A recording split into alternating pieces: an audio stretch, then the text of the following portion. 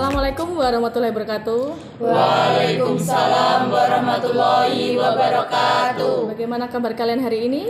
Alhamdulillah baik, Bu. Alhamdulillah baik dan sehat. Terima kasih anak-anakku semua, kalian sudah bersedia untuk datang ke ruangan ini mengikuti konseling kelompok pada hari ini. Sebelum kegiatan konseling kelompok pada hari ini dimulai, marilah kita berdoa terlebih dahulu.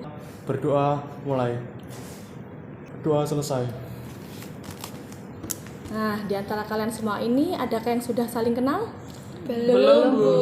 Saling Mungkin beberapa kenal, ya? saja, Bu. Oh, iya, baiklah kita akan perkenalan terlebih dahulu. Perkenalkan, nama saya Novida Wahyu Aprilia. Nama saya Cynthia Winda Pratiwi. Nama saya Randy Agustino. Nama saya Okti Lucadi Kuryawan. Nama saya Sylvia Atul Holiah. Nama saya Bria Frianzah, biasa dipanggil Bria. Oh iya, di antara kalian semua adakah yang tahu pengertian konseling kelompok atau mungkin pernah mengikuti konseling kelompok? Belum tahu ya? Belum pernah ya? Belum. Baiklah, di sini Ibu Adin akan menjelaskan bahwasanya konseling kelompok itu adalah bantuan dari konselor kepada konseli melalui proses pemanfaatan dinamika kelompok seperti ini. Adapun tujuan konseling kelompok yaitu untuk membantu konseli terhadap masalah-masalah yang dihadapinya. Di sini peran Bu Adin yaitu sebagai PK atau pemimpin kelompok dan kalian semua berperan sebagai AK atau anggota kelompok. Bisa dipahami? Bisa, Bu. Adapun langkah-langkah dalam konseling kelompok ini nanti kalian akan menyebutkan masalah kalian satu persatu dan nanti akan diangkat satu masalah untuk dibahas secara bersama-sama.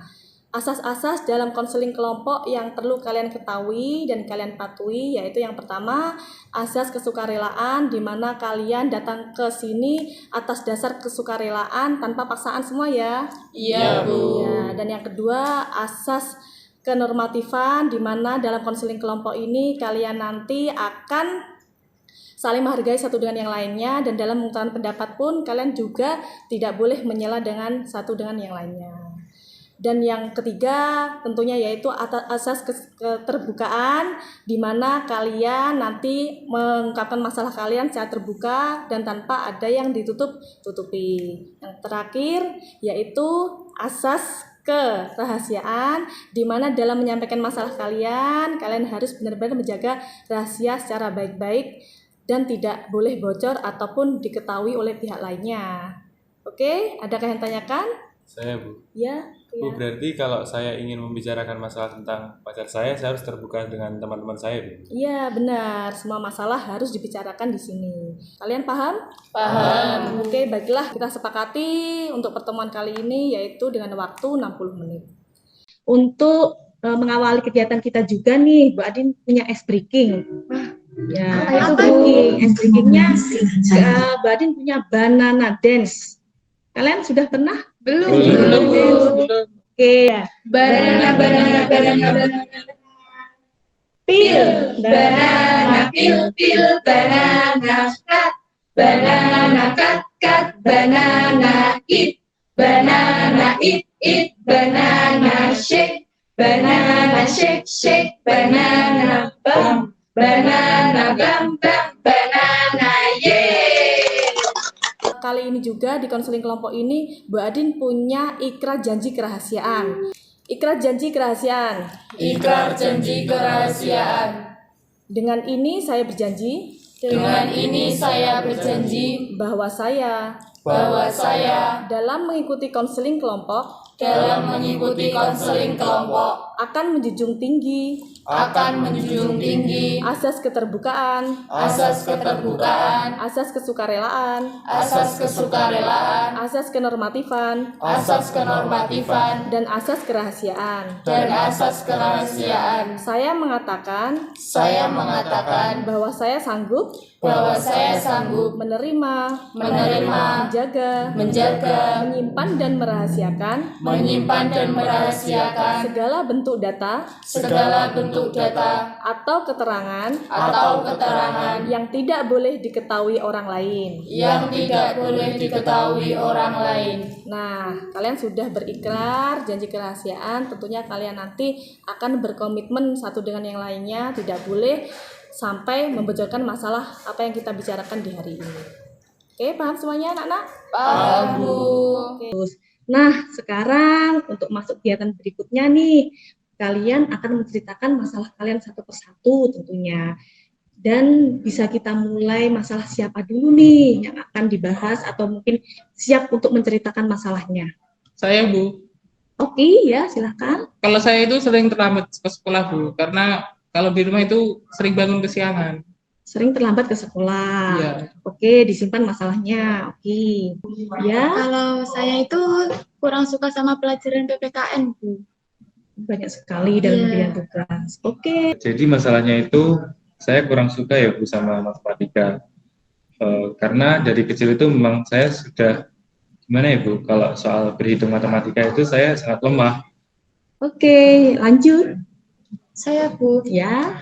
sering lebih mengantuk gitu, Bu, kayak didongengi. Soalnya gurunya suka ceramah gitu, Bu. Oh iya, seperti itu ya. Oke, lanjut. Saya Bu mungkin. Ya, Andy. Kalau saya itu sering mengobrol dengan teman di kelas Bu, ketika guru sedang menjelaskan. Berarti ngobrol sendiri ya di kelas ya. Oke, kita simpan masalahnya Randy. Lanjut, Nafida. Iya Bu, kalau saya itu sering sekali tidak mengerjakan tugas Bu, baik itu di rumah maupun di sekolah, sehingga mempengaruhi sekali di nilai rapot saya Bu, nilainya menjadi turun, dan saya ketika pulang dari sekolah, saya dimarahi orang tua saya Bu, akibat nilai yang turun. Nah, seperti itu. Kalian sudah menceritakan masalah kalian ya. Siapa nih masalah yang perlu dibahas atau masalah yang perlu dipilih kira-kira? Karena masalah Nafida itu kan nggak hanya satu. Mungkin yang bahas itu saja. Ya, masalah muda. Oke, bagaimana? Setuju sama pendapat Silvi dan Randy, Bu. Sesuai kesepakatan bersama masalah Novida yang dipilih untuk dibahas kali ini ya. Iya, Bu. Nah, di sini Novida mungkin bisa menceritakan masalahnya terkait apa sih yang ada dalam diri Novida. Masalah saya itu diawali ketika saya SD hingga SMP, saya itu sering sekali berprestasi, baik itu di tingkat kabupaten maupun provinsi. Bahkan saya juga sering sekali mendapatkan juara kelas, sehingga orang tua saya selalu memberikan reward kepada saya. Namun ketika saya masih SMK, saya sering sekali tidak mengerjakan tugas, menunda-nunda waktu, sehingga nilai yang saya dapatkan pun juga menurun, dan saya tidak berprestasi lagi seperti hanya di SD maupun di SMP. Iya. Selain itu ada lagi masalahnya? Ada sih Bu, saya juga sering sekali bermain HP, kemudian saya juga melihat TikTok, melihat YouTube, bahkan bisa menonton drakor itu hingga 2-3 jam. Wah, berarti masalahnya kompleks sekali ya. Memang benar apa yang dikatakan kalian. Nah, dari masalah Novida ini mungkin beberapa teman di sini adakah solusi atau pendapat terkait dengan masalah Novida? Maaf Bu, saya mau bertanya pada Novida. Memangnya orang tuamu tidak marah ya kalau kamu seperti itu? Iya sih, jadi aku pastinya dimarahin oleh orang tuaku, karena gimana ya, itu kan juga sudah larut malam. Kemudian aku kadang untuk mensiasati itu, saya pergi ke rumah nenek Bu, agar tidak diomelin oleh orang tua. Berarti pergi ke rumah nenek ya? Iya, Sampai jam berapa sih kalau kamu main ke rumah temanmu? sampai jam 9 malam, bahkan biasanya juga sampai jam 10 malam. Aku aja yang laki-laki nggak dibolehin keluar malam sama orang tua. Nah, oke. Nggak boleh keluar malam ya? Iya, Bu, nggak boleh. Memangnya apa sih asiknya main ke rumah temen, Nok?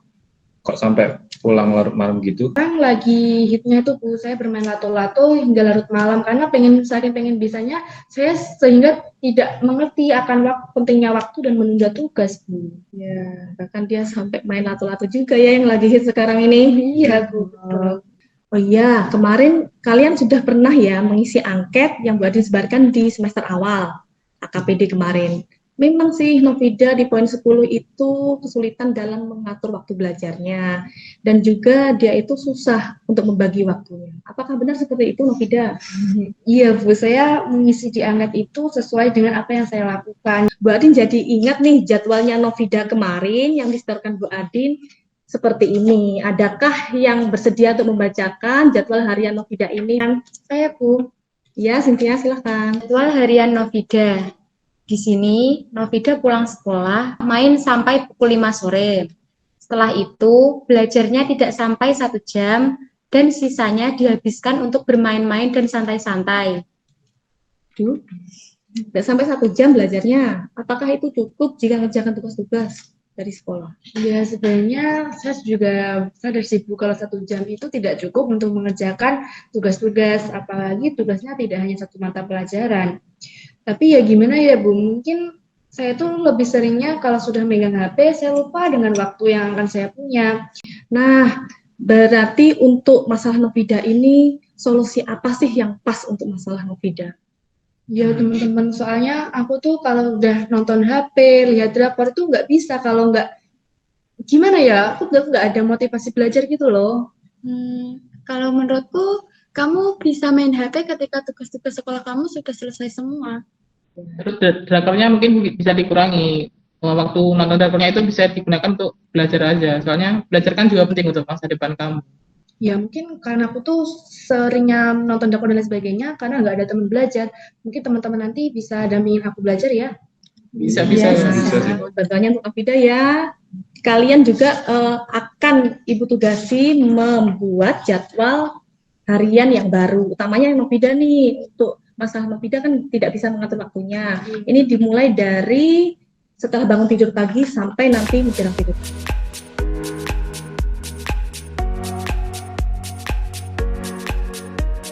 Dibandingin dulu jadwal yang sebelumnya sama setelahnya, perbandingannya gimana? Kalau menurut Bu Adin sih perkembangannya sudah sesuai. Ya, Ya, oke.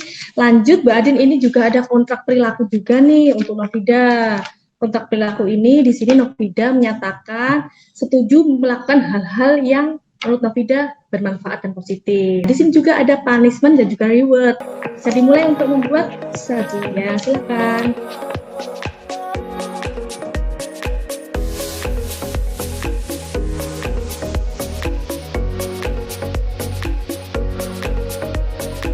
Di sini Bu Adin juga akan tanda tangan bahwa menyepakati kontrak perilaku yang sudah Novida buat. Kita sepakat bahwa kontrak perilaku ini dibuat dengan sebaik-baiknya oleh Novida ya, dan harus dipatuhi dan dijalani. Ya. Nah, dari kasus Novida ini terkait dengan waktu belajar, Bu Adin mempunyai materi juga. Memenuhi setiap rencana atau tugas, keputusan untuk manajemen waktu sangat dibutuhkan, dari beberapa menit hingga beberapa tahun. Waktu adalah salah satu sumber daya yang tidak bisa direproduksi dan tidak dapat diambil alih.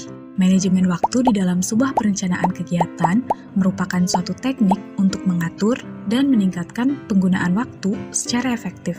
Salah satu pengertian dari manajemen waktu sendiri adalah sebuah cara untuk memanfaatkan waktu dengan sebaik mungkin, di mana seseorang bisa menyelesaikan pekerjaan dengan cepat dan cerdas. Namun, waktu adalah perkembangan keberadaan dan peristiwa dari masa lalu ke masa depan. Karakteristik manajemen waktu yang sukses tentunya kita harus mengevaluasi waktu. Luangkan beberapa hari untuk mencatat waktu yang telah digunakan untuk mengerjakan tugas sehari-hari. Kemudian tandai aktivitas yang tidak termasuk dalam kategori tersebut. Luangkan waktu di awal hari dan di malam hari setiap hari untuk membuat rencana dengan memprioritaskan tugas berdasarkan tujuan yang ingin dicapai.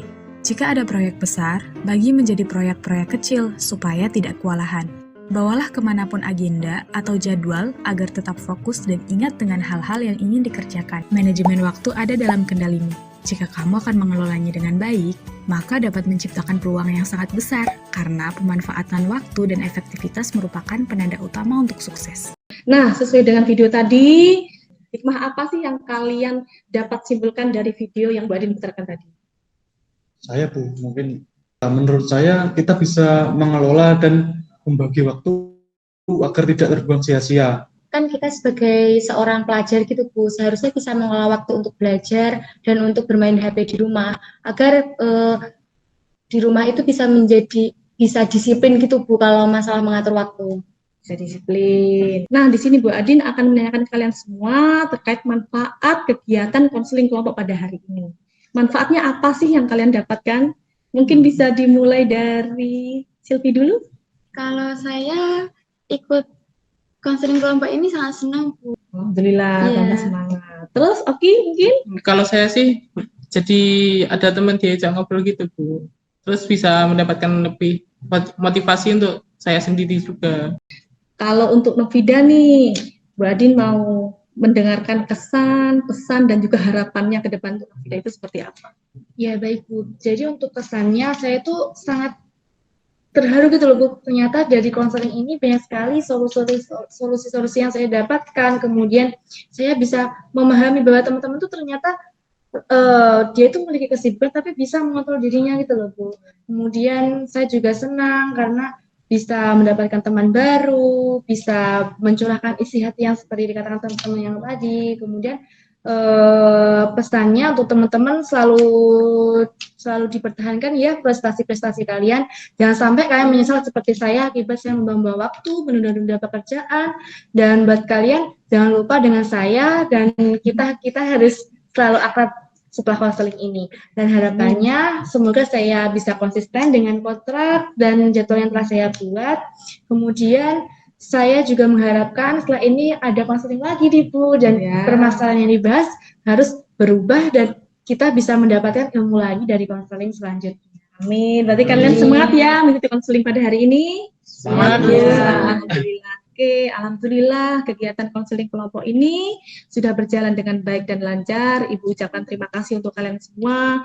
Kalian sudah berperan aktif memberikan solusi-solusi untuk masalah temanmu ini, Novida. Demikian konseling kelompok pada hari ini. Sebelum kita akhiri, marilah kita berdoa terlebih dahulu. Mengakhiri kegiatan kali ini, marilah kita berdoa bersama. Berdoa mulai. Doa selesai. Alhamdulillah kita sudah menyelesaikan konseling pada hari ini. Kita jumpa lagi minggu depan. Semangat semuanya. Wassalamualaikum warahmatullahi wabarakatuh. Waalaikumsalam warahmatullahi wabarakatuh.